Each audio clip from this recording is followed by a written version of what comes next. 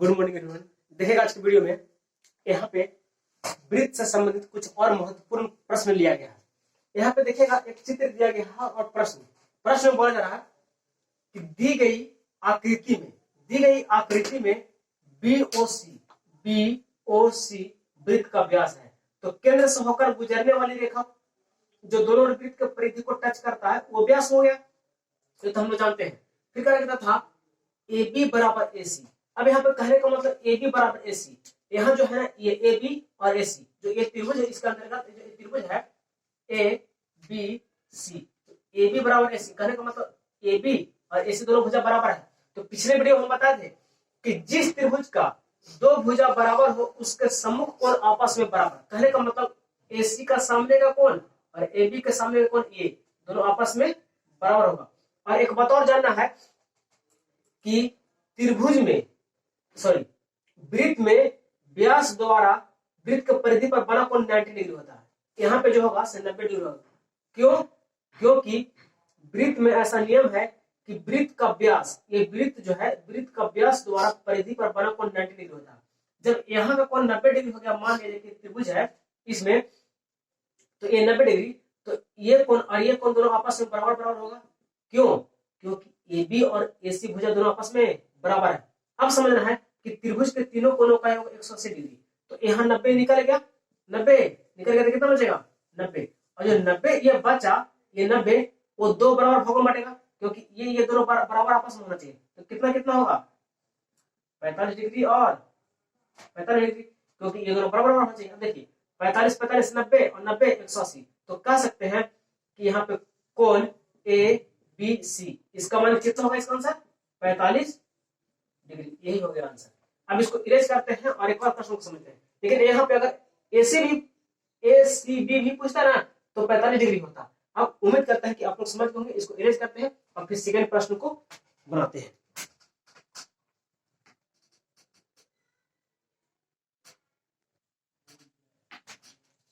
देखिएगा नेक्स्ट प्रश्न में, यहाँ पे सेकंड प्रश्न कहा जा रहा है कि दी गई आकृति में बिंदु ओ वृत्त का केंद्र है। अब बिंदु ओ वृत्त का केंद्र है, यही इस प्रश्न का यही फिगर है, केंद्र है, तथा कोण ए ओ बी, कोण ए ओ बी का मान कितना दिया है 40 डिग्री, 40 डिग्री दिया गया है। तो कह रहा है कि कोण ए ओ बी मतलब इसका मान पूछा जा रहा है। अब यहाँ पे ध्यान देना है कि एक वृत्त है और वृत्त के केंद्र से परिधि के बीच को त्रिज्या और ए बी त्रिज्या, तो ये दोनों आपस में बराबर होगा, ओ ए बराबर ए बी। तो कह सकते हैं कि जब ए ओ बराबर ओ बी होगा, यहाँ पे ऐसे यहाँ लिखेंगे ओ ए बराबर ओ बी, जब ये और ये बराबर होगा तो कह सकते हैं कि कोण ए बराबर कोण बी होगा।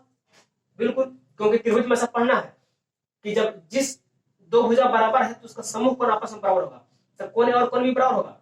अब समझना है कि त्रिभुज ए बी और त्रिभुज है, तो इसके तीनों अंतः कोणों का 180 डिग्री, तो 180 में तो 40 ये हो गया, 180 में 40 हो गया, तो कितना बचा 40, क्योंकि 180 में से 40 जब घटाएंगे तो 140 बचेगा, और जो 140 जो बचेगा दो बराबर भागों में बटेगा, यहाँ और यहाँ, तो कितना होगा 70 डिग्री और 70 डिग्री। तो कह सकते हैं कि कोण ओ ए बी बराबर कितना होगा, कितना, इसका जो आंसर होगा 70 डिग्री आंसर होगा। अब इसको इरेज करते हैं और बाकी इस प्रश्न को समझते हैं नेक्स्ट, इसको इरेज कर मिटाने के बाद।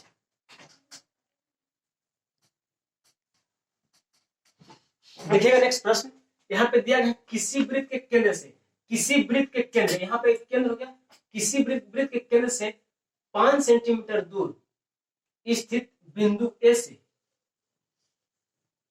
वृत्त पर खींची गई स्पर्श रेखा की लंबाई 4 सेंटीमीटर हो तो वृत्त की त्रिज्या। अब यहाँ पे समझना है कि इसका बाह्य बिंदु ये हो गया, यहाँ पे ए लेते हैं और ये केंद्र से दूरी हो गया, और ये स्पर्श रेखा लेते हैं मान लिया जाए, और ये त्रिज्या हो गया। और यहाँ पे बताए थे पिछले वीडियो में कि स्पर्श रेखा के साथ त्रिज्या जो है ना समकोण कोण बनाता है 90 डिग्री। यहाँ पे स्पर्श रेखा के साथ त्रिज्या जो है 90 डिग्री कोण बनाता है। अब यहाँ पे ओ केंद्र हो गया, ठीक है ना, और यहाँ पे करें केंद्र से 5 सेंटीमीटर दूर, तो ये क्या हो गया, ये 5 सेंटीमीटर हो गया। और मान लिया जाए कि यहाँ पे बी मान लेते हैं, तो ए बी वो एक समकोण त्रिभुज हो गया। और फिर कह रहा है ना कि स्पर्श रेखा की लंबाई, ये जो वृत्त का स्पर्श रेखा ए बी है उसकी लंबाई कितना 4 सेंटीमीटर। तो फिर पाइथागोरस प्रमेय से कह सकते हैं कि वो एओ के स्क्वायर बराबर ए बी के स्क्वायर प्लस कौन बीओ के स्क्वायर। अब समझ रहा, तो एओ क्या है 5, तो यहाँ 5 रखेंगे तो 5 का स्क्वायर कितना 25 बराबर, और ए बी का मान कितना है 4, स्क्वायर है 16 प्लस बीओ, तो बीओ तो हमको ज्ञात करना है कि क्योंकि वृत्त का त्रिज्या है, बीओ का स्क्वायर। अब समझ रहा 16 करके फिर घटेगा,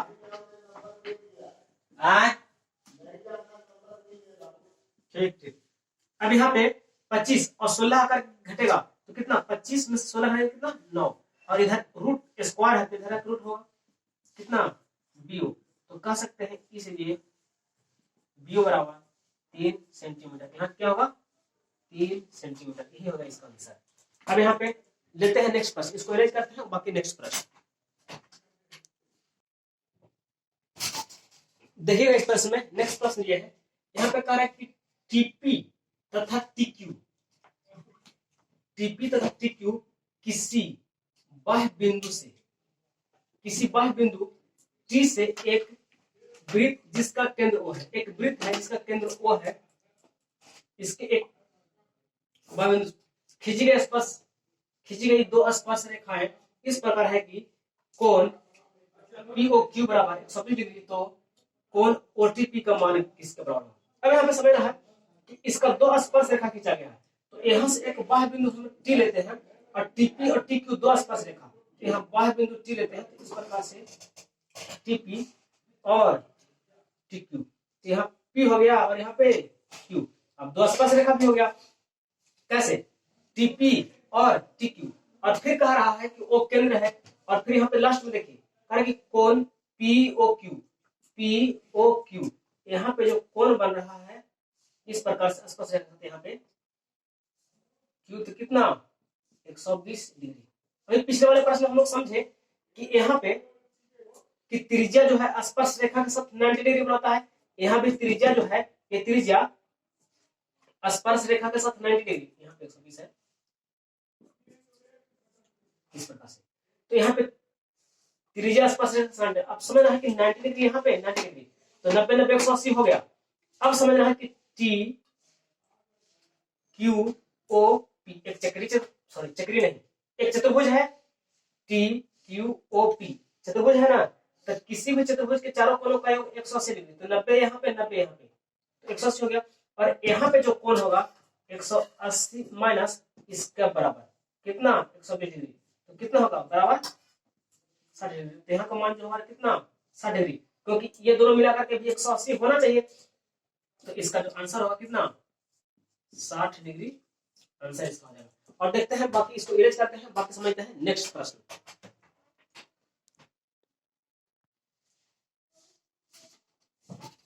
देखिएगा नेक्स्ट प्रश्न, यहाँ पे दिया गया है कि यदि कोई रेखा वृत्त को सिर्फ एक बिंदु पर स्पर्श करती है तो वह रेखा क्या कहलाएगी। अब यहाँ पे समझना है कि ऑप्शन दिया है जीवा, स्पर्श रेखा, छेदक रेखा और नन ऑफ दिस।